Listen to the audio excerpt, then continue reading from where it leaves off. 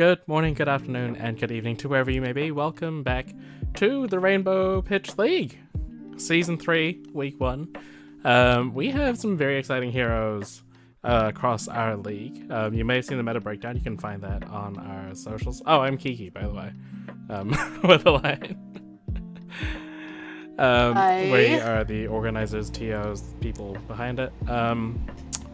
Should we, quickly break down what the league is about? Yeah, sure. Yeah. Do you Why want to not? lead us off on that?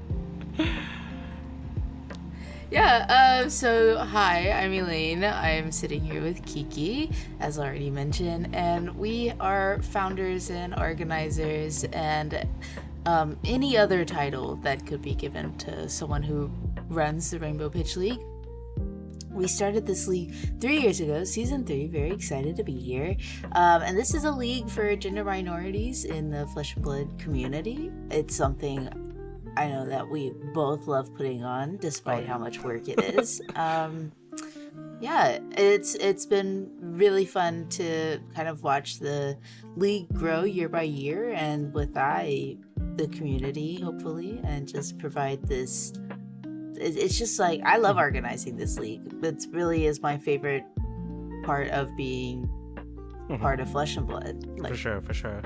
Our league brings people together within our community that maybe separated from other people. It's an international kind of league, and you just get to meet more like-minded people within our community of gender minorities and women who also love Flesh and Blood. So it's really great. We've seen people grow, make friends, develop bonds, and of course we've seen some players move on to really high-level stuff, with our first champion going on to being the finalist at Worlds last year. So that's a little bit about the league if you're not familiar.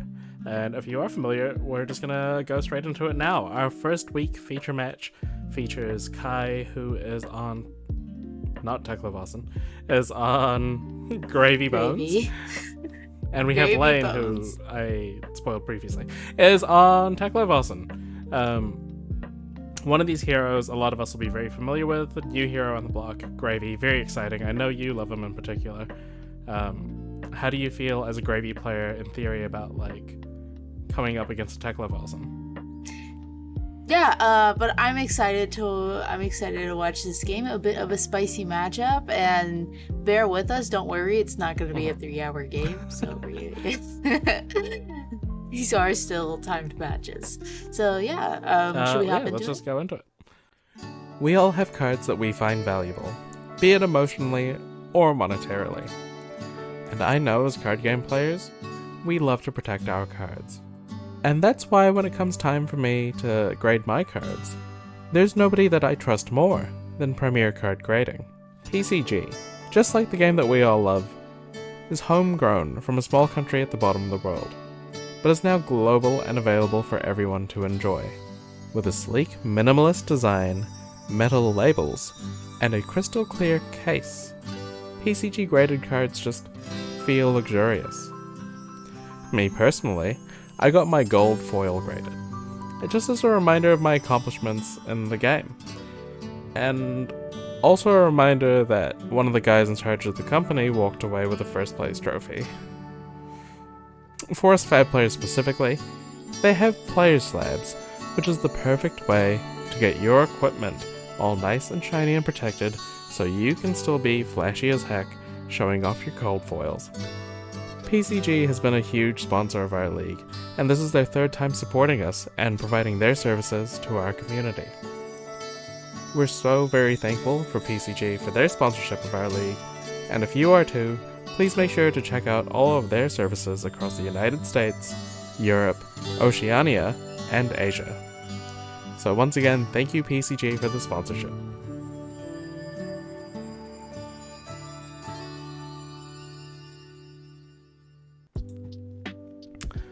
And here we are with our game. We have Kai on the left playing Gravy Bones, and Layne on the right playing her favorite hero, Teklovossen. Not a very common hero that we see regularly, I guess. Weird way to put it. Yeah, no, I have a local who is a Teklo main, but that's about as far as my Teklo knowledge goes. Looks like we are starting off with a fabricate. We have a Evo legs. Why is it slow? I don't know. We have an Evo legs in the Banner Stone, which can be played at instant speed due to Teklovossen's ability later on, but we're going to be fine with this a chest piece for now. Now, for both of these heroes, they're kind of like really set up style heroes. It wouldn't surprise me if we see like both players kind of taking their time and building up their board state. They're both kind of board state heroes in a sense, before we start seeing damage flying across the table.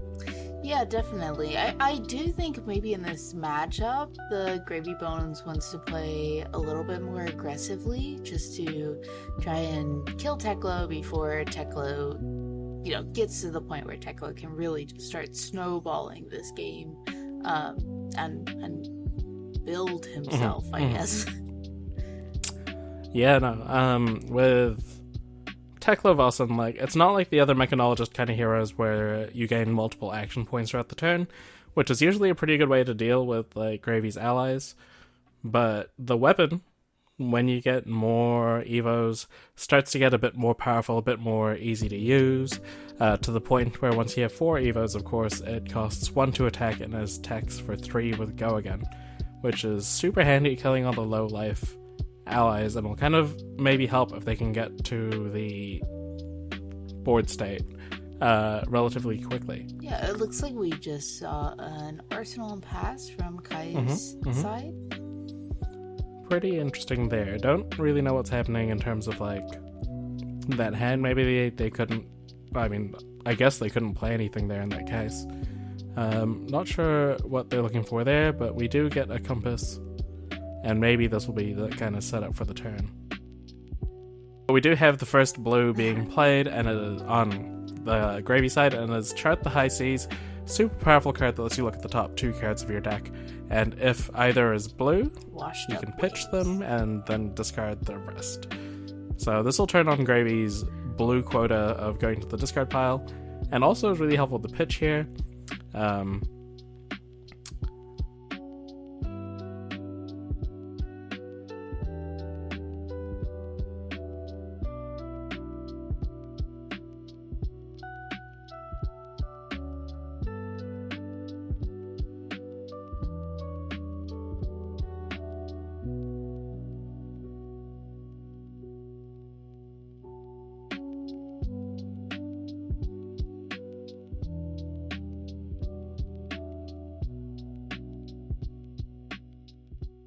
This, I believe, is Saltwater Swell. If it reveals a blue, then you get to pitch that. Unfortunately, we're revealing a Chum on the top of the deck, but it's still a 3 go get attack. We're still attacking.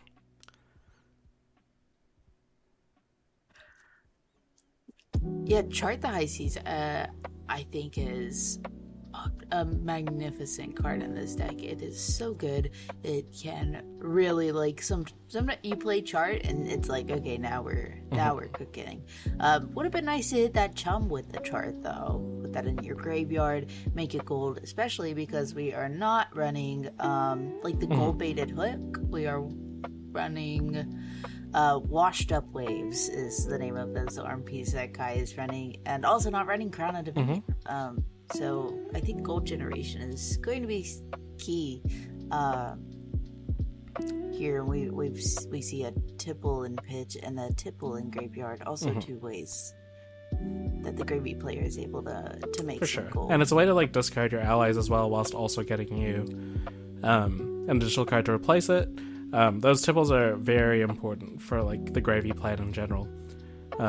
So no damage got through, and it looks like we've already got 3 pieces of Evo equipped on Layne's side. So she's almost at like the full Voltron, I guess.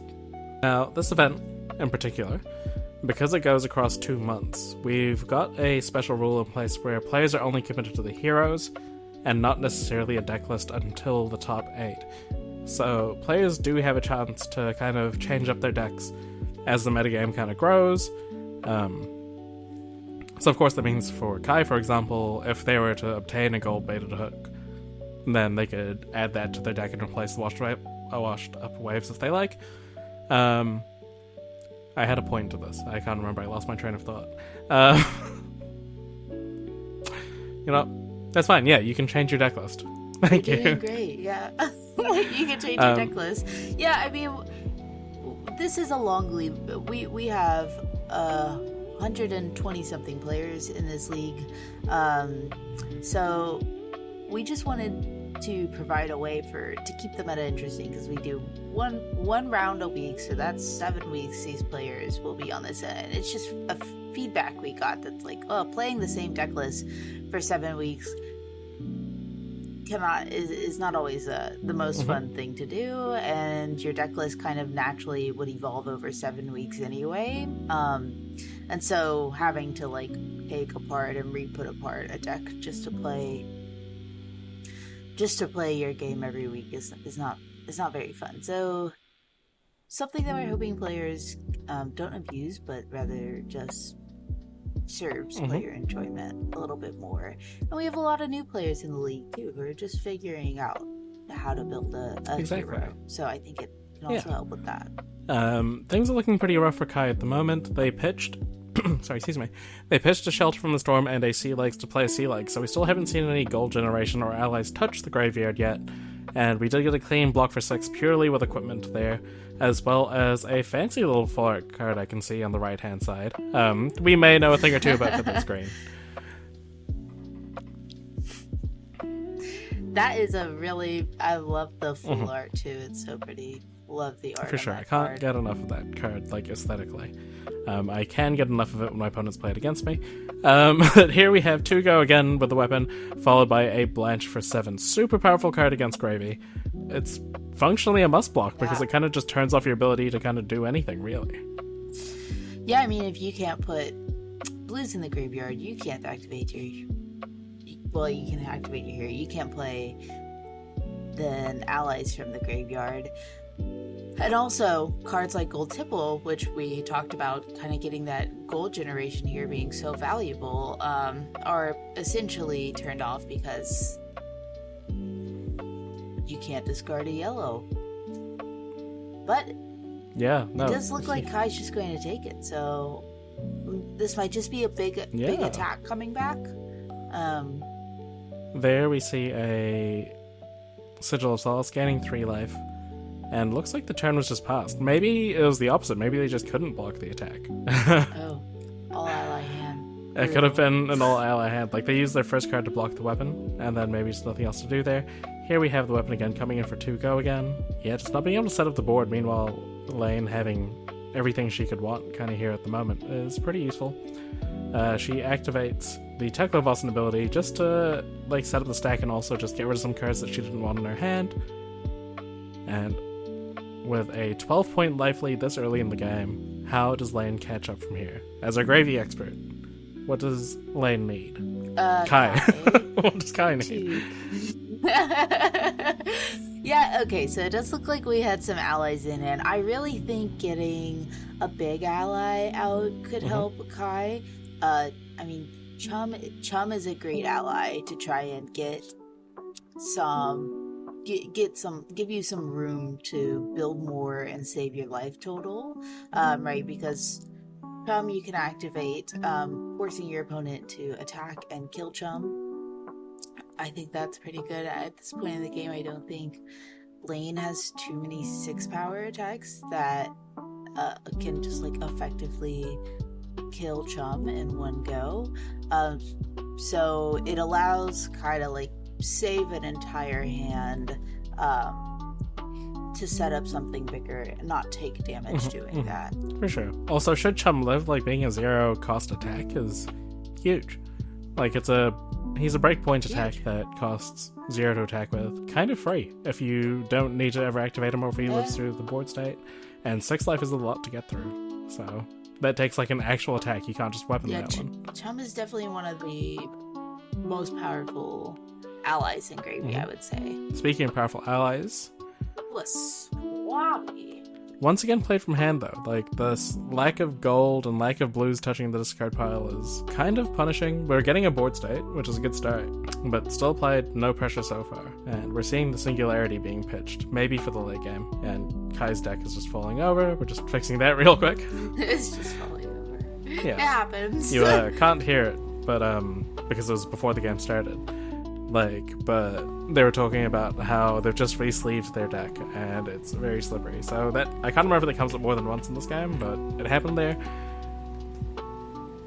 And here we have a mech attack just to clear the chum. Just get rid of it, don't have to deal with it. There's still a swabby in play. That chum should be upside down, or face down rather. But I think they fixed that in soon, so that's not a problem. Yeah. Let's see what we can do here. I think we're going to compass. Perhaps there is a way for Kai to make a gold with a golden temple here if they are curious about the top of their deck. Sorry, my cat is... Oh, well, there is a golden Looks temple. like a red one. Maybe they didn't have yellows this time? We're getting the Mage Master Boots. Okay. Mage Master Boots, so... This suggests to me maybe another ally from hand or arsenal.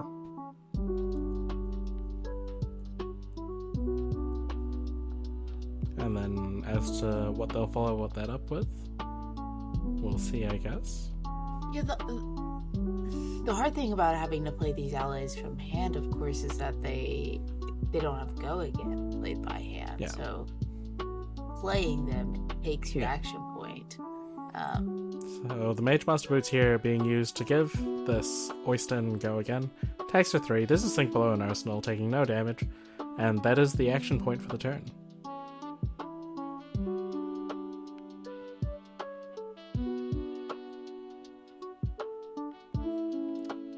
So Kai just struggling to kind of get the sort of velocity, like the usual gravy velocity that we're used to, being, you know, discarding cards, playing allies from discard, attacking with them, and being able to like kind of keep your life total high that way.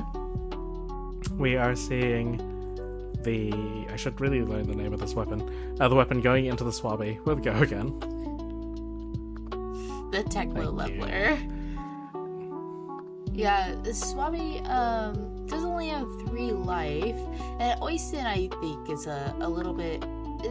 It's a 0 for 3, but Layne does run the risk of giving Kai a gold if killing the Exactly, Oyston. yeah. So attacking the swabby means that, you know, she doesn't take 7 damage potentially, and she doesn't give Kai a gold. Like, keeps on starving them of that gold. And also we get to see an Arcane Rising draft powerhouse here. The Cognition Nodes, affectionately known as Cognition Noodles, which is just a great way to kind of get cards back into your deck so you don't deck out. And we see another classic interaction here with Command and Conquer going into Layne, but she just chooses to play the instant in her arsenal, gaining 3 life and then choosing not to block. So if you're a keen-eyed viewer here, you might notice that there's 2 life totals now on Layne's side. The one without the bracket is the correct life total. She gained 3, took 6. The one in the brackets are the life totals that the players have incorrectly registered at this point. So we've decided to show both life totals, the correct and the incorrect, just so you can still see what the players might be thinking, how their lines change with life totals that differ than what they actually should be. Just a bit unfortunate, but, you know, the game still goes on. Things are still fine. It's going to be a little bit skewed from this point onwards. Yeah, and that's okay. We just roll with it. Speaking of roll with it, the Teklovossen is the first player to play the Call to the Grave. Not the Gravy. Oh, that's really interesting. Yeah, a really cool way to get evos into, or specific evos into your discard pile.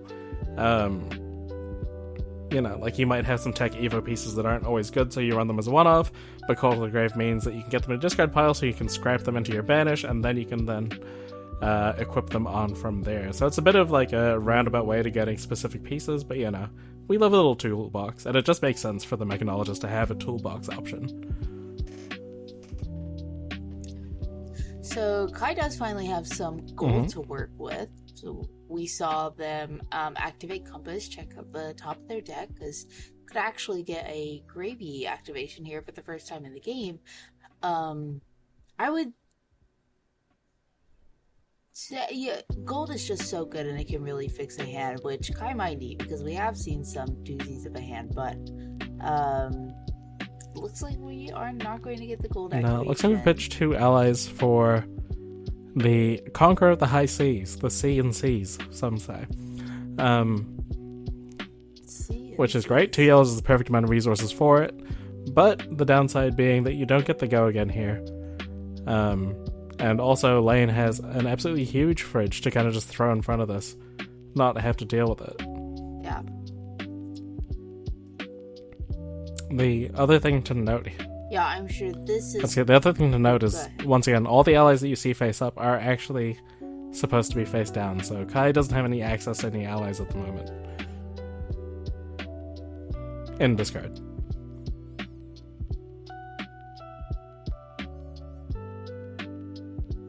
Yep, that is very important.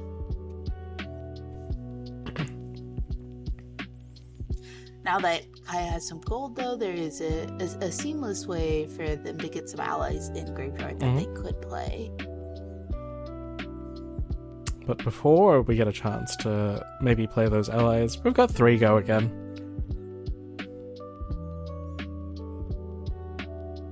We've seen compasses on Kai's side both during Layne's turn and their own turn. What kind of moments are you looking to save that compass for your own turn rather than influencing your blocking decisions with it? I think that compass is one of the most difficult cards to play in Gravy. I was of the philosophy that I'd like to save my compass for my own turn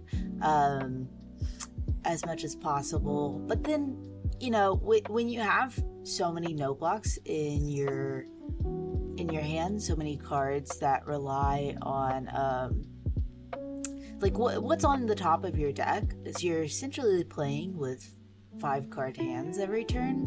What is on the top of your deck can significantly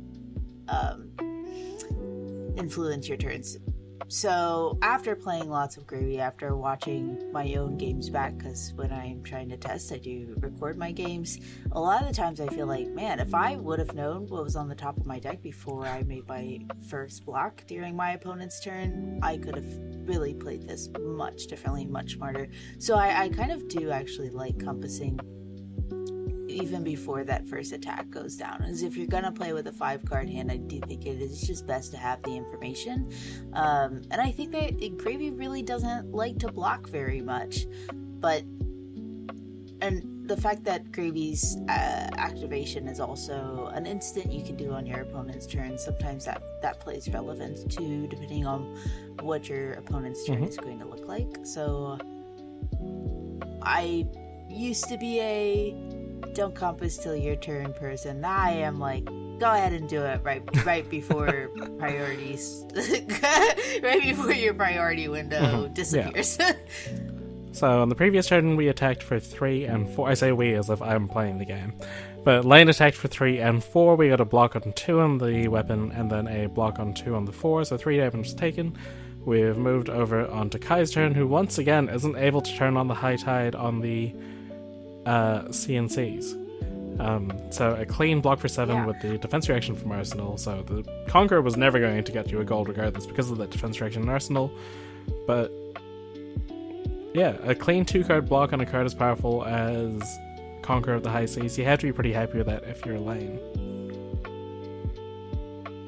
I think an important thing to note for Conquer the High Seas too on Kai's side is this is another way that they're trying to get gold activation, because Conquer the High Seas does read that if you do destroy a card in the arsenal, you do make a gold for each card destroyed that way. So it is another gold generation in Kai's deck, which, as we noted at the start, is lacking a lot of the reliable gold generation that Gravy tends to tends to have with Crown of Dominion and the gold-baited hook. Mm-hmm.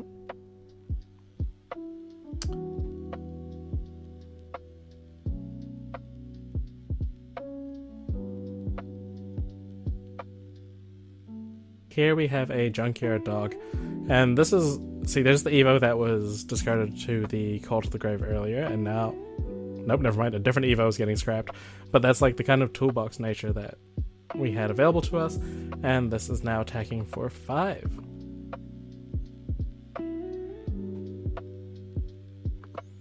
And as you see, once again, there are now 2 bracketed life totals.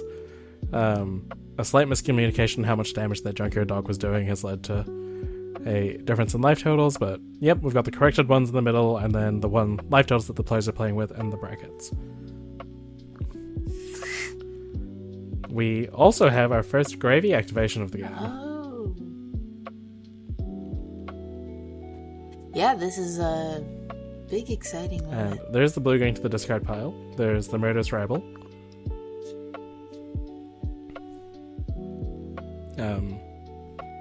And this is Kai saying that they can now play allies from the discard pile, and I believe this is where Layne will remind them that all those allies should be face down. So, not having them... Gotta hurt a little bit. Not having them flip face down earlier kind of maybe influenced Kai's decision there, made them think that they had access to a whole bunch of allies that they don't, and now they have a few more hoops to jump through before they can do the gravy thing.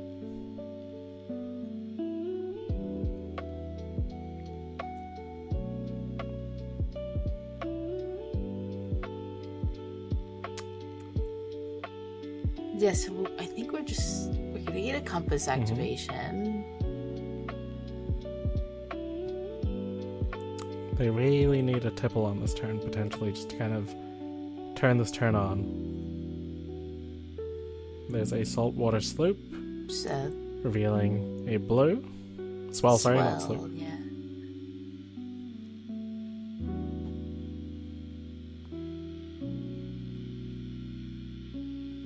Five resources floating. Seems kind of wild. Unbelievable. Not something I thought was possible in Flesh and Blood for the longest time. Plenty of resources where, yeah, right, and this isn't even a Guardian player.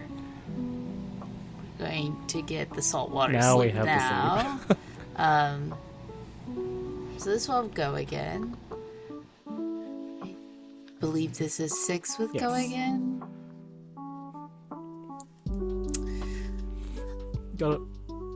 It does feel like every time Kai is kind of able to put out a large attack, Layne has the defense reaction in hand. Yeah, no, for sure.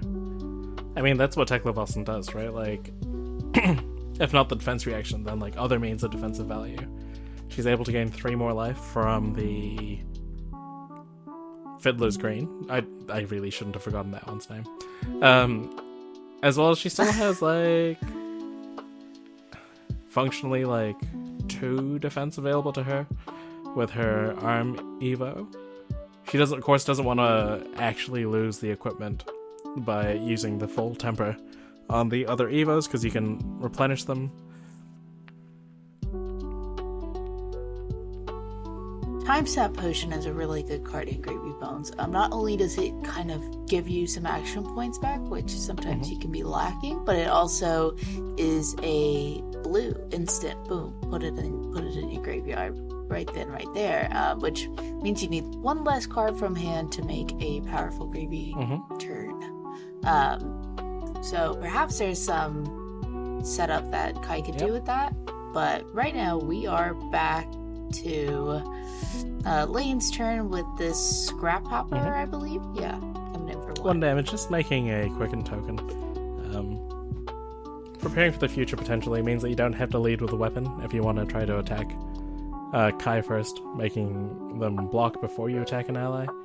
I will note that there was no ally available to Kai in the previous turn with the Gravy activation, so the little mistake of not flipping the allies over really costing them that gold, basically. Yeah, maybe it's just because those allies were played from hand. It's harder to remember to flip them over, but that is an unfortunate mistake when you think you have like 3 more cards to play with that suddenly you don't. But Kai does have a full grip here. So with 4 cards, plus potentially a top card, if there's access to a tipple, this could be the kind of swing they need to get back into the game. There's a yellow, and there's a Command and Conquer. With no cards in Arsenal, this isn't threatening a non-hit, but we've seen a lot of defense reactions from Layne, so it could be difficult to block, maybe leaving Layne with just defense reactions, which are not great resource cards.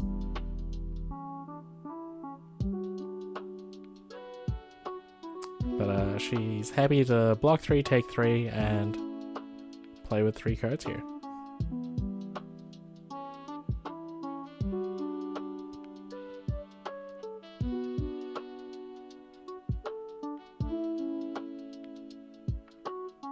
We're getting a counter back on the noodles. It looks like she has a Sink Blow in hand. And a card that she intends to arsenal. She doesn't want to pitch it to attack with a weapon. She's just happy to keep that Sink Below, arsenal a card, and pass it over. She's got full control of the life total tempo-wise. Was okay to take some damage from Command and Conquer when it had no on-hit. And I guess she might just be waiting for the big tanks now.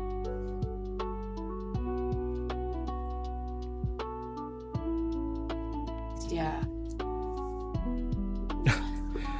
For those you're good. For those unfamiliar with the tank, we get another Command and Conquer. Like, Kai really does not like the Arsenal slot. This is what, the 3rd Command and Conquer, and we've seen 2 Conquer of the High Seas so far. And again, we've got that defense reaction in hand that does not block Command and Conquer here. So interesting to see if she can even block this out efficiently. Again, has access to the arm piece to defend 2 if she wants, which would be great on 6 if you had access to the Sink Below, but Command and Conquer doesn't want you to have access to the Sink Below. So we're taking just the full 6 damage here, and we're losing one of those big war tanks. Get it out of here. War Machine, I believe that is. I think it gone. is, yeah, based off the size of the words. I was going off the art, but that too. But here we have a War Machine anyway. This is coming in for 9 overpower. Because of the multiple evos, it costs 3 less. On hit, it's also a Command and Conquer. Destroys every card in Arsenal. It has overpower, and it gets +3. Those are the 4 kind of, not in that order. I got the order wrong for sure. But those are the 4 kind of benefits you get from having more equipment. So a 3 cost 9 that destroys Arsenal and is hard difficult to block is pretty powerful. And she still has access to 2 cards in hand. Probably not being played this turn. Well, we know one of them's a Sink Below. The other one may also be a defense reaction.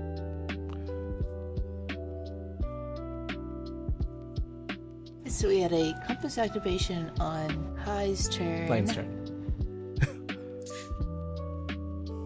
On Layne's turn, a compass activation from Kai. Oh. Kai is taking the 9. Well, it's basically impossible to block at this point, I think.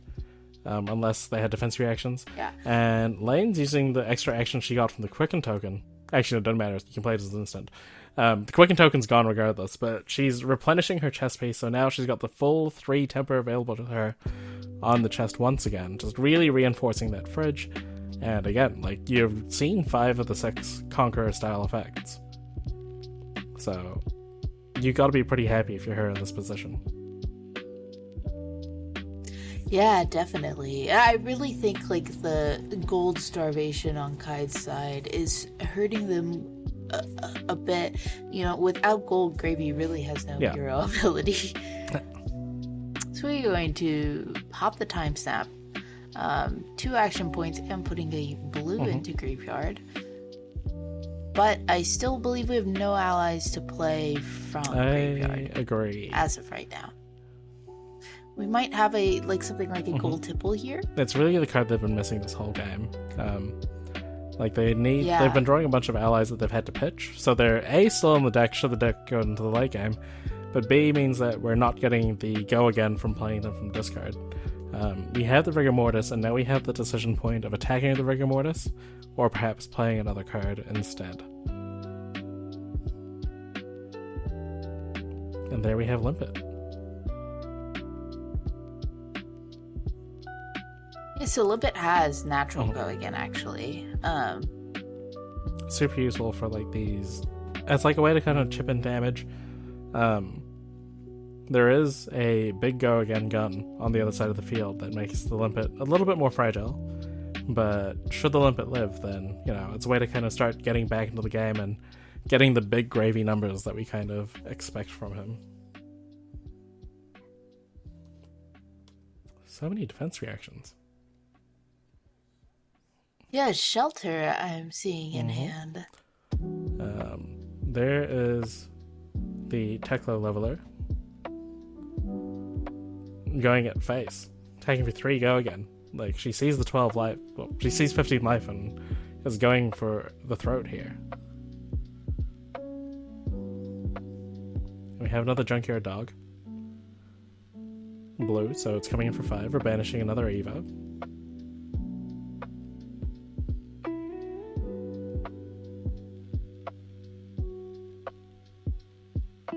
Fun fact, the Junkyard Dog card is a reference to the wrestler named Junkyard Dog. Just because we're heading into Super Slam season. Super Slam. But a lot of the people involved in the making of this game are big wrestling fans, so it explains a lot. Wrestling's cool. Wrestling's fun. That's why I didn't get home until midnight tonight.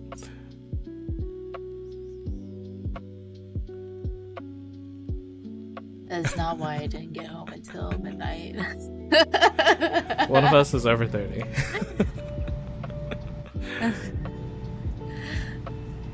Alright, so we are going to Arsenal. The Shelter from the Storm, I believe, was the last card. Chart the High Seas can really help fix a bad hand, so let's see what we've got.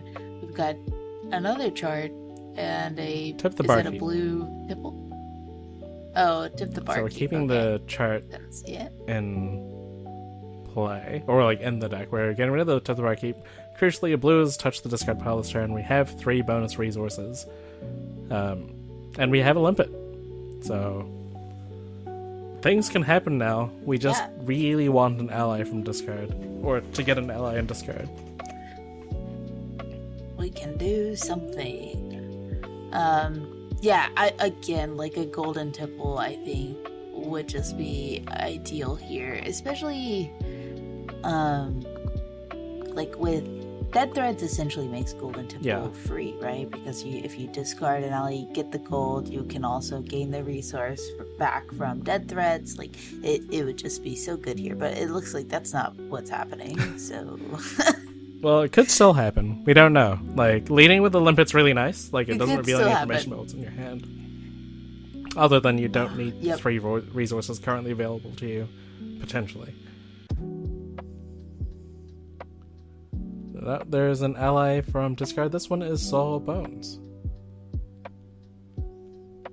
Yes. This was from Arsenal? So, no-go again, once again. We're really seeing the punishing effect of not having access to Golden Tipple this game. Yeah. Or a gold producer like the gold-weighted hook, or... Yeah. It's a bit tough. Yeah, I mean, and it kind of, if the life totals discrepancy wasn't so far apart, I think this board stated it's kind of exactly what Kai would want. You're kind of forking your opponent into being are you going to attack these allies, or are you going to attack me? When your opponent is at 7 life and you have the life lead that Layne has, I'd imagine she's just happy to say, okay, maybe clear some allies here or there with the gun, but mainly keep throwing some big attacks at Kai. Speaking of, but saving 3 life with an ally. Yep. Okay. so we have another 9 overpower. This one I don't remember the name of, but this is the discard on hit variant. So discard, cost -3, +3, and overpower. I think that's Terminator tank. So we're seeing a block for 3. This would take Kai down to 4 according to their life totals, 1 according to ours. But it looks like they're changing their block to Call to the Grave, which blocks for 2. Right, so... So this would be the end of the game with this block, but of course the life totals they had were slightly different. We are finally seeing an ally hit the discard pile because of Layne. And also the block was blocked for 2, but they both agreed that 8 damage was going through, which is why Kai is on hypothetical 2 instead of hypothetical 3. Nonetheless, we finally have an ally in the discard pile. Limpet's still alive. Maybe they can make something out of this turn.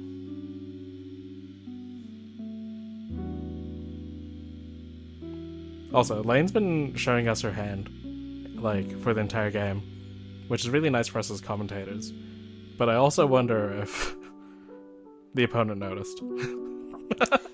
I actually have not been able to think, not thought about that. I thought, if we could see Layne's hand, that beats Kai, maybe good too, but so, I guess it didn't make too much of a difference in this Here game. we have one of my favorite Prism interactions of dealing 1 arcane damage at instant speed. She pitched to play an Evo. This one deals damage on play and dealt damage to the attacking Limpet. So Limpet lost go again. Just completely ending the turn there. Any chance of coming back and trying to get into the game. We do have the Noodle once again gaining the counter and attacking for 3.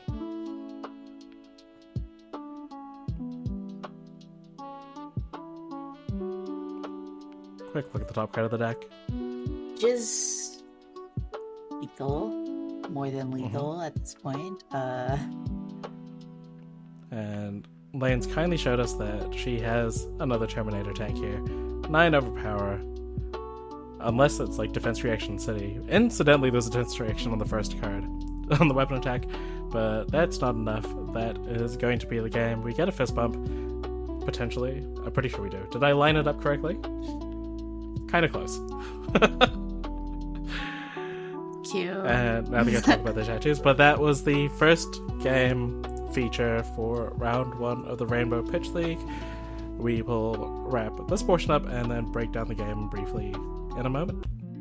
So that was the first game of the Rainbow Pitch League feature match. That was a pretty tough game for the Teklovossen, right?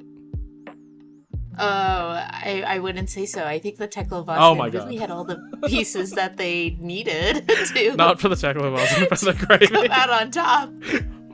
Yeah, no, if you're the Teklovossen, you got like 3 pieces of equipment basically immediately before the game started and you got attacked. But it was a pretty rough game for the Gravy. I think that for Kai, who was playing on the Gravy side, like they're kind of just like struggled to get gold throughout the game. We only saw 1 gold and 1 Gravy activation, and that is just a really tough spot to be in. You don't really have any effective ways to put allies into your graveyard. I think we saw multiple Chart the High Seas, but we didn't see any ally hits on Chart the High Seas. No.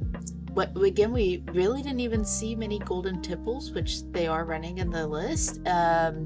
Or Conqueror also never hit to create a gold. Didn't have the Crown of Dominion, didn't have the gold baited hook. So it was just really, the High Tide actually on the Conqueror is the go again and +1 effect. So the gold didn't even need to activate the High Tide to get the gold, but Layne was just able to block so efficiently with all the D-reacts in their deck. So their equipment too as well, right? Like Yeah, you can just start blocking her the equipment just gets so big. So I think the gold starvation kind of on Kai's side really hindered them this matchup. But overall, I think both players played well with the hands they were given. Yeah, no, super tough. Like, we got glimpses of the hand of Kai. Like, a lot of the times they're just having to pitch the allies because they didn't have any discard outlets available to them, and they were lacking in blues a lot of the time. And yeah, there was that really unfortunate time when they did activate the Gravy. They didn't actually have any allies to play from the discard, so they're forced to use their Mage Master Boots and their Time Snap Potion just to try to build a board. Like, you don't even get like the full value attack like once and play 2 allies in those turns because none of the allies were played with Watery Grave. Just super rough like sequence of hands, and the Blanche hitting as well because there was too many allies, also tough. Just completely shutting down that turn entirely. Layne was able to just do whatever she wanted and set up how she pleased, really. Yeah, well, and we also saw a lot of life gain on Layne's side throughout the game. So, yeah, her ability to just, well, I think she gained like 8 life or something throughout the course of the game, which just makes it really tough. Yeah, I think, if I remember, it was 2 Fiddler's Green. Shout out to Fiddler's Green cosplayers. And 1 not sunk below. What is it called? Sigil of Solace. Sigil. Yeah. So a lot of life gained. Yeah. Well. Yeah. Yes. I was just going to say, but yeah, overall, really fun to be back commentating this league with you, and I'm really looking forward to see like what decks come out on top and what players come out on top. Best of luck to Kai and Layne on the rest of their Rainbow Pitch journey this season. Of course. If you want to check out the posts that we make for the league, we'll be posting little player profiles and stuff. Hopefully by the time this comes out, I would have also done ones for the players prior, but of course, for future player profiles, updates, etc., check us out on Blue Sky and Discord at Rainbow X Pitch. And with that being said, thank you all very much. Have a wonderful day, and we will see you next week for round 2. Yeah. Bye. Bye.